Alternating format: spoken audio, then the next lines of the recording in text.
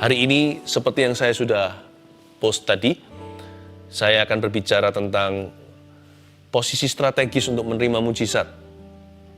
Ada 3 lokasi yang tidak akan luput dengan keajaiban Tuhan. Ya, hari ini saya berdoa supaya Anda ditemukan berada di tempat-tempat ini, di tempat-tempat yang demikian. Dan tempat ini enggak berarti geografis. Tempat ini bicara tentang posisi hati kita dan di mana hidup kita di hadapan Allah. Ya, mari kita buka sama-sama Kisah Para Rasul pasal yang ke-9 ayat 36 sampai 40. Saudara yang belum subscribe di YouTube kami silahkan, karena saya tahu Anda yang akan diuntungkan. Ada banyak sekali materi yang akan membangun Anda. Ada banyak sekali firman, pewahyuan yang saya tidak bisa ulangi, sekalipun saya suruh khotbah yang sama. Tuhan mau bekerja dalam hati masing-masing, menaburi iman. Posisi strategis untuk menerima mujizat, kita baca dulu ayat. Sedikit kok nggak banyak, Kisah Para Rasul 9 ayat 36 sampai 40. Di Yope ada seorang murid perempuan bernama Tabita, dalam bahasa Yunani Dorcas. Perempuan itu banyak sekali berbuat baik dan memberi sedekah. Tetapi pada waktu itu ia sakit lalu meninggal. Dan setelah dimandikan, mayatnya dibaringkan di ruang atas. Lida dekat dengan Yope. Ketika murid-murid mendengar bahwa Petrus ada di Lida, mereka menyuruh 2 orang kepadanya dengan permintaan, segeralah datang ke tempat kami. Maka berkemaslah Petrus dan berangkat bersama-sama dengan mereka. Setelah sampai di sana, ia dibawa ke ruang atas dan semua janda datang berdiri dekatnya. Dan sambil menangis mereka menunjukkan kepadanya semua baju dan pakaian yang dibuat Dorcas waktu dia masih hidup. Tetapi Petrus menyuruh mereka semua keluar, lalu ia berlutut dan berdoa. Kemudian ia berpaling ke mayat itu dan berkata, "Tabita, bangkitlah." Lalu Tabita membuka matanya dan ketika melihat Petrus, ia bangun lalu duduk. Posisi strategis untuk menerima mujizat akan kita temukan nuggets atau kita akan temukan protein dari firman Allah lewat cerita seorang wanita, seorang bernama Tabita. Ya, seorang bernama Dorcas. Dan kejadian ini ada di Yope. Hari ini di sekitar Tel Aviv di Israel modern sekarang. Saya baca kembali ayat 36 untuk menjelaskan mujizat ini kenapa terjadi kepada Tabita. Di Yope ada seorang murid perempuan bernama Tabita. Dalam bahasa Yunani Dorcas. Jadi Tabita itulah Dorcas. Dorcas adalah Tabita, ya. Perempuan itu banyak sekali berbuat baik dan memberi sedekah. Jadi perempuan ini suka berbuat baik terhadap sesama. Lalu dia sakit kan di ayat 37, lalu dia meninggal dunia. Setelah dimandikan, biasanya kan ada selalu itu prosedural untuk membersihkan mayat. Mayatnya dibaringkan di ruang atas. Mereka belum mau kuburkan terlebih dulu. Nah, Lida dekat dengan Yope dan murid-murid mendengar bahwa Petrus ada di Lida. Nah, ceritanya dimulai ketika Petrus dipanggil untuk ke Yope, ya, pada waktu dia berada di Lida, di kota sebelah, 10 mil kira-kira jauhnya.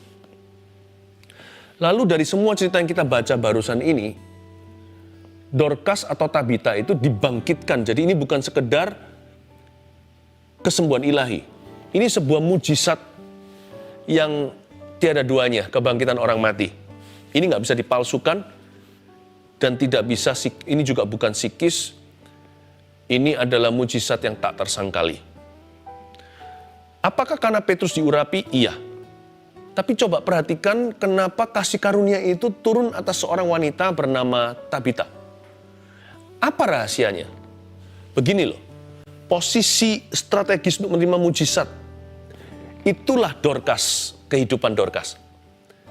Dia itu hidupnya itu ditangisi orang kalau dia pergi. Banyak orang yang mendoakan agar dia baik-baik saja. Waktu dia mati pun tidak sedikit yang tidak rela. Karena meninggalnya prematur, mungkin karena sakit, karena sesuatu. Lalu semua orang berteriak, menggedor-gedor pintu sorga istilahnya dan berkata, jangan diambil dulu. Ya, Kita tahu ceritanya pada waktu Petrus datang, semua janda-janda itu tunjukkan pakaian yang dirajut, dibuat, yang diberikan kepada mereka semasa Tabita masih hidup, belum meninggal dunia.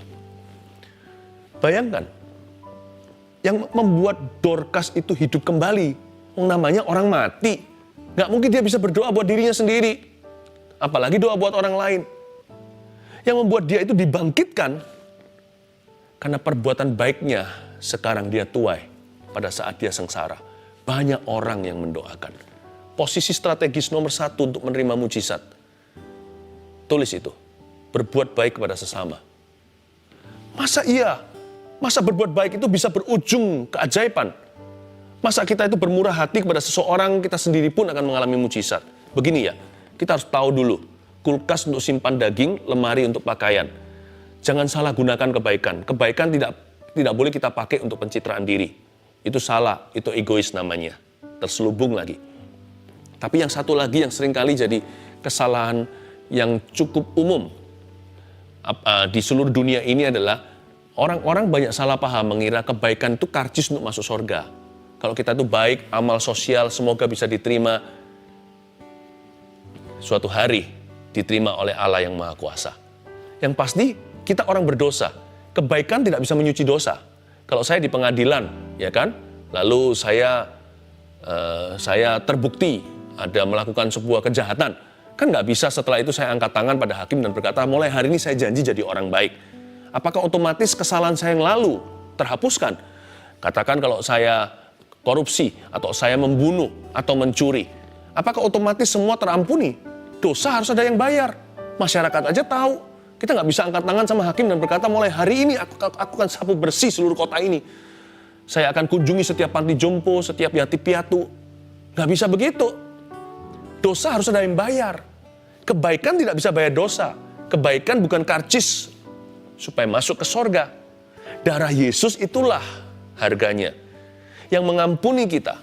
Kita diselamatkan karena anugerah, bukan karena perbuatan baik kita. Tapi kebaikan itu bisa mendekatkan kita pada Tuhan. Sama halnya dengan kejahatan bisa menjauhkan kita dari Allah. Kebaikan bisa membuat kita dekat kepadanya. Dan itu posisi yang sangat strategis. Itu advantage, itu keuntungan bagi setiap orang. Karena itu jangan pernah kita itu menabur yang buruk kepada sesama kita. Karena jangan-jangan nanti Allah pun akan tutup telinga sama kita. Karena Tuhan selalu mengindahkan keluhan orang-orang yang Anda rugikan. Bukan mengindahkan, tapi Tuhan mendengarkan keluhan mereka. Ya, sekalipun tidak semua orang kenal Tuhan, tapi Tuhan itu menilik kesengsaraan manusia. Jikalau penderitaan mereka adalah akibat, bukan hanya keteledoran, apalagi kesengajaan Anda dan saya. Jikalau orang itu diam-diam berdoa sekalipun dia sendiri nggak kenal Allah, tapi Allah yang Maha Adil akan memperhatikan keluh kesah orang-orang yang kita rugikan. Ya kan, mungkin orang yang kita tipu, mungkin orang yang kita jahatin, mungkin orang yang kita kasarin. Di dalam hatinya mereka berkata, biar Tuhan membalasmu. Ya. Nanti suatu hari ketika kita sendiri butuh mujizat, sorga tutup pintu. Karena banyak sekali yang ngeblok doamu. Kejahatan itu akan menumpuk ke kepala Anda dan kepada kepala kita yang selama ini menabur demikian. Tapi Dorcas berbeda. Kebaikannya menyerbu dia ketika dia sudah jadi mayat, tidak berdaya. Semua janda-janda berkata, jangan dia jangan pergi. Suaranya sampai ke Tuhan. Tuhan bukan hanya mendengarkan keluhan orang yang kita rugikan, tapi Tuhan itu mengindahkan eluan, bukan keluhan. Tuhan mengindahkan eluan orang-orang yang dalam hidupnya kita berjasa. Pernahkah kita memberikan seseorang sesuatu di jalanan, katakan anak jalanan? Saya nggak tahu ya, saya tidak memberikan satu contoh bagaimana berbuat baik. Berbuat baik itu 1001 macam. Ya, Tuhan bisa beri kita kreativitas sesuai kebutuhan. Tapi katakan kalau ada satu orang, ya, bukan orang jalanan yang bisa bekerja di usia kerja, katakan dia seorang yang cacat, orang tua, dia nggak minta-minta. Mungkin dia jual sesuatu biasa, sesuatu apa, katakanlah snack-snack apa yang dia bikin atau kerupuk katakan di jalanan, dia nggak minta-minta, dia jualan berdagang. Kita bisa hitung kan, itu semua kerupuk itu Hari ini penghasilannya total cuman berapa? Gak seberapa itu. Tapi dia keliling jalan-jalan. Itu kakek seseorang. Itu papa ayah seseorang. Dia di tempat yang berdebu, karbon monoksida semuanya dari kendaraan-kendaraan di jalan raya. Aduh, kadang-kadang kita buka kaca dan berkata, Pak, saya mau beli kerupuknya. Berapa? 5.000. Lalu kita kasih 20.000. Ya. Oh, 4 ya? Bukan 1 aja, Pak, terima kasih. Nggak usah, Pak, kembaliannya. Mungkin dia bukan orang Kristen, tapi setelah itu, aduh, Tuhan memberkati. Mungkin dia berkata, aduh, biar dibalas sama Tuhan ya. Apalagi kalau kita kasih lebih. Mungkin orang ini tidak kenal Tuhan. Tapi Tuhan yang Maha Adil bisa mendengarkan pujiannya. Dia mengindahkan eluan orang itu untuk hidupmu. Demikianlah Dorcas, yakni Tabita. Semua orang mengeluhkannya. Bukan mengkultuskan individu. Tapi semua orang menangis dan berkata, orang ini berjasa dalam hidupku. Yang dia kasih hanyalah kebaikan. Berapa banyak peluru doa menyerbu rumahmu ketika ada kabar Anda sengsara. Karena orang-orang semuanya mengharapkan yang baik untuk Anda. Itulah posisi strategis untuk mujizat bagi keluarga Anda. Sekalipun rumah Anda terpencil, terpelosok di mana. Tapi di mata sorga, rumah Anda tiba-tiba berada di lokasi yang strategis sekali untuk semua malaikat sorga menyerbu dan membawa kado dari Tuhan. Jangan pernah remehkan perbuatan baik. Kalau kita baca Dorcas ini, dia dibangkitkan karena iman Petrus. Iman itu jalan ke kasih karunia, bukan kebaikan. Tapi kebaikanlah alasan Tuhan bangkitkan dia kembali. Kasih Tuhan alasan untuk kebajikan kemurahan mengepung rumah tanggamu. Itu dia, posisi strategis. Kalau posisi kita salah, bertobatlah hari ini. Selama ini kita merugikan begitu banyak orang tak terhingga. Seperti Sakius gitu, cepat berubah posisi. Dan katakan, mulai hari ini ku kembalikan semua yang kutipu. Bahkan yang kuperas, ku kembalikan beberapa kali lipat. Kalau ada di sini yang suka fitnah orang, berbaliklah.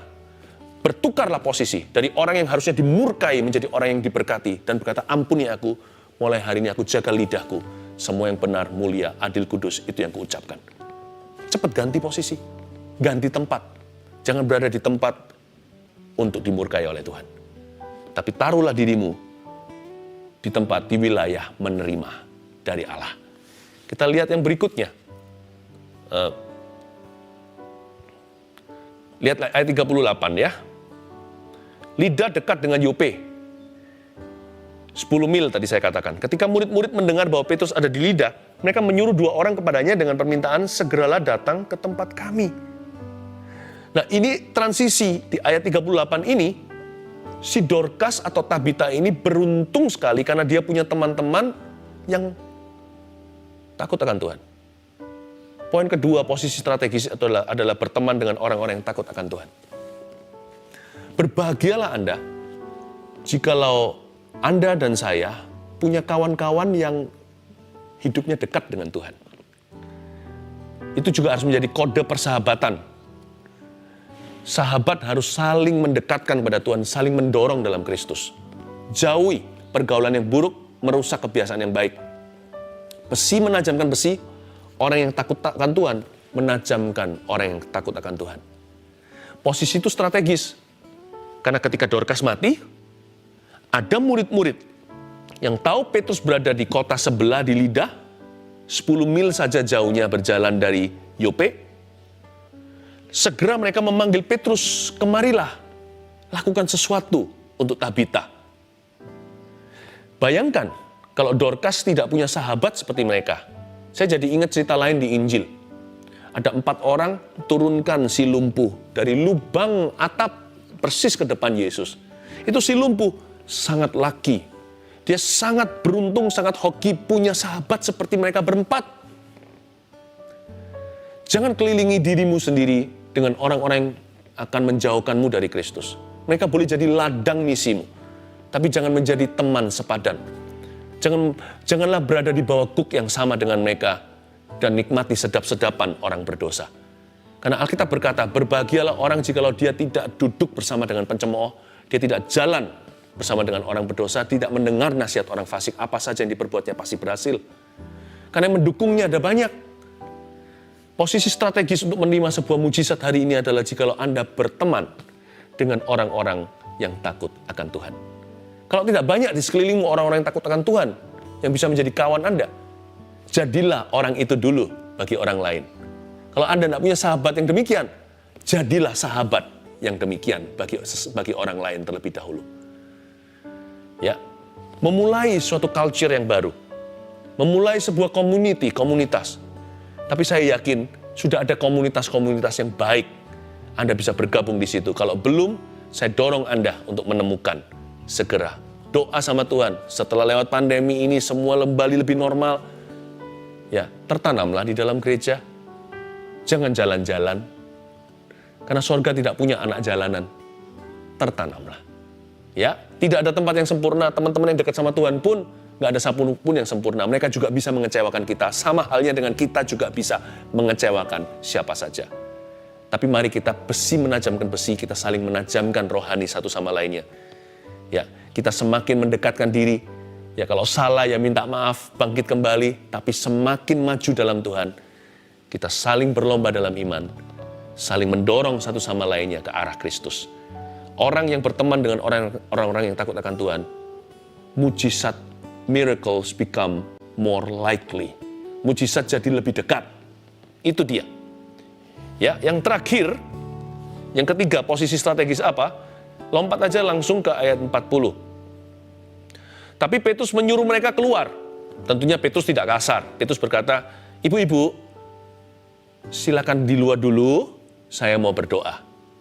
Ya, disinilah iman, inilah urapan. Lalu apa yang Petrus lakukan? Lalu ia berlutut dan berdoa.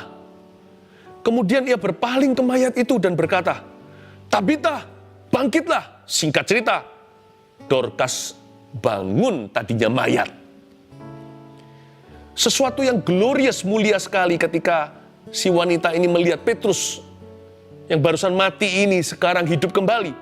Ia bangun langsung duduk untuk menghormati mungkin karena dia sangat respect dengan pendeta ini. Makanya dia berdiri. Tapi mungkin dia juga kembali dari kekekalan. Kembali ke tubuhnya roh yang telah pergi. Ini luar biasa mujizat ini. Nah, dimulai dengan mereka memanggil Petrus. Karena saya berpikir ya, di Yope masa nggak ada hamba-hamba Tuhan? Juga adalah. Ada. Tapi murid-murid waktu itu tergerak. Kemungkinan murid-murid yang mendengar bahwa Petrus ada di Lida ini, ya berarti di Yope juga ada murid-murid. Ada orang-orang Kristen. Pasti ada persekutuan. Pasti ada komunitas. Pasti ada pemimpinnya. Siapa tahu murid-murid yang panggil Petrus ini, kok dia bisa punya akses ke hamba Tuhan ini. Mungkin mereka sendiri juga hamba-hamba Tuhan. Ya kan? Tapi kalau di zaman dulu 10 mil itu cukup jauh karena berjalan kaki. Kalau kita sekarang naik mobil cepat sekali. Ya, naik mobil pun perlu waktu kalau belasan kilo, bukan? Kenapa mereka nggak mau doain sendiri? Tapi mereka digerakkan Roh Kudus, panggil Petrus. Mereka jalan 10 mil, suruh 2 orang pergi ke sana. Berjam-jam itu. Lalu Petrus berkemas datang ke sana. Berjam-jam lagi, jadi mayat ini sudah mati cukup. Sudah berjam-jam zaman itu, nggak ada kulkas lagi. Jadi cukup lama di zaman dahulu. Dia berlutut dan berdoa. Lalu Petrus berpaling pada mayat itu dan berkata, Tabita bangkitlah. Posisi ketiga, tulis ini. Punya akses kepada pelayanan yang diurapi Tuhan. Ini yang saya sebut titik temu iman. Memang jangan pilih hamba-hamba Tuhan. Tapi ada waktunya, Tuhan akan gerakkan. Di pasal berikutnya, demikian juga dengan orang Italia. Cornelius mendapat penglihatan, panggil Petrus. Jadi Tuhan selalu punya his man of the hour. Gak pernah Tuhan punya kerajaan itu one man show. Tapi Tuhan dari waktu ke waktu selalu punya man of the hour. Di jam-jam tertentu, Tuhan punya orang-orang tertentu untuk memberkatimu. Dan saya yakin Anda juga bisa jadi orang tertentu itu bagi sesamamu. Tetapi Dorcas ini beruntung bukan hanya karena dia punya teman-teman yang dekat akan Tuhan, tapi dia dan komunitasnya punya akses kepada sebuah pelayanan yang punya otoritas ilahi. Yang bisa berlutut, berdoa, lalu kemudian langsung berpaling pada mayat dan berkata, Tabita, bangkitlah. Yang kayak begini nggak bisa dipalsu. Ini bukan metode. Ini wibawa. Ini otoritas. Ini kepercayaan Allah. Ini bukan fasilita. Seperti Paulus katakan, aku tidak datang dengan kefasihan. Aku datang dalam kelemahan, supaya pemberitaanku tidak bergantung dengan hikmat manusia, tapi pada kuat kuasa Allah.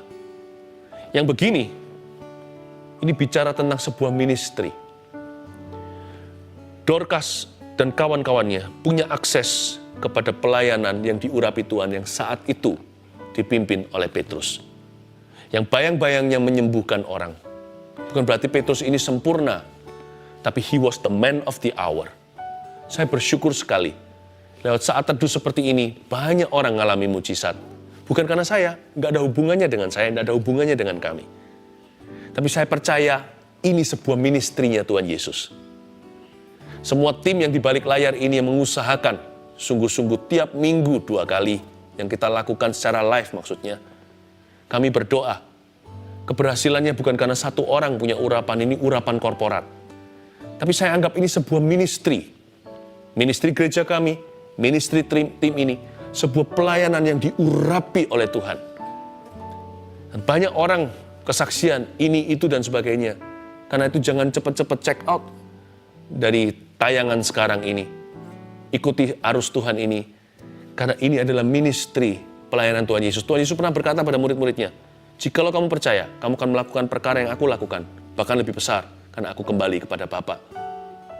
Tuhan masih menaruh pelayanan-pelayanan di atas muka bumi ini, seperti kolam-kolam Bethesda dan goncangan malaikat, sehingga siapapun masuk ke dalamnya, disembuhkan oleh Tuhan, dilepaskan, dan diselamatkan. Thank God for Peter. Terima kasih Tuhan untuk Petrus, tapi Petrus sudah mati. Hari ini, di perjanjian baru sekarang ini, Tuhan masih bekerja melalui pelayanan-pelayanan orang-orang yang tulus hatinya untuk menolong sesamanya. Saya berdoa lewat pelayanan yang sekarang terjadi bersama-sama dengan kita saat teduh ini. Ini menjadi titik iman kita. Ini sebuah akses kepada Tuhan. You and me. Tuhanlah sumbernya, kami hanyalah salurannya. Percayalah, mujizat akan terjadi. 3 posisi strategis untuk menerima mujizat. 1, berbuat baik kepada sesama. Ya, terus masukkan semua kesaksian, bless a friend, #bless a friend itu, saya masih mau mendengar bagaimana Anda berbuat baik pada sesama, menjadi pelaku firman daripada saat teduh episode yang lalu. Oke? Yang kedua, berteman dengan orang-orang yang takut akan Tuhan. Mulai hari ini Anda harus tahu, kode persahabatanmu dengan sesamamu adalah saling mendorong ke arah Kristus dan saling mendekatkan kepada Tuhan. Suami istri apalagi. Yang ketiga, punya akses kepada pelayanan yang diurapi Tuhan. I thank God for technology. Bersyukur untuk teknologi. Ternyata kamera tidak bisa menjadi pembatas ya. Zaman dahulu bayang-bayang pun bisa diurapi, demikian pula sapu tangan. Tuhan bisa mengurapi Anda di balik layar ini sekarang. Kita tidak terpisah waktu, Roh Kudus bisa ke situ. Ini urapan korporat. This is a ministry. Tidak ada namanya. Ini bukan ministry siapa, bukan. Biar Yesus ditinggikan, salibnya ditegakkan. Ini bukan ministry nama kami, bukan. Saya sebut yang seperti ini, pembagian firman Tuhan, mendoakan orang sakit, menghibur orang yang menderita, membalut hati mereka yang remuk, menyelamatkan yang terhilang. Simple. This is the New Testament ministry of Jesus. Pelayanan Yesus Kristus di perjanjian baru. Terimalah pelayanan itu. Tabita, bangkitlah, berjalanlah. Emas perak tidak kuberikan padamu. Apa yang kupunya, kuberikan padamu. Terimalah mujizatmu. Haleluya.